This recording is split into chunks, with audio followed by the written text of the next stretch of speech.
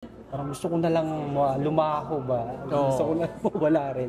Pero hindi eh. Alam mo yung may plano yung Diyos kung bakit kung bakit nangyari, kung bakit nandito ako ngayon. Tsaka inisip ko rin noon kasi wala na yung papa ko eh. Inisip ko rin noon na parang pag ginawa ko yung yung bagay na to na hindi nga mabuti. Parang sabi ko kawawa naman yung sinamama yung mga kapatid ko. Walang tutulong. So parang doon din tapos siguro ito talaga yung way ni God na napunta ako rito.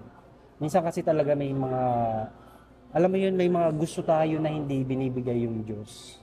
Kasi siguro may ibibigay pa siyang mas better. Yun yung parang natutunan ko na habang nandito ako sa pag dinilay-nilay na parang maraming nangyari sa buhay ko rito na parang dun ko nalaman na parang sobrang napakabuti ng Diyos sa buhay natin. Although may mga pinagdaanan tayo sobrang hirap, mga masasakit. Pero yung feeling natin na parang iniwan niya tayo, alam mo yun, yung parang during ng depression ko, stress sa stress. Feeling ko lang parang, Lord, bakit ako? Parang gano'n. Ang dami namang masasama dyan sa gilid-gilid.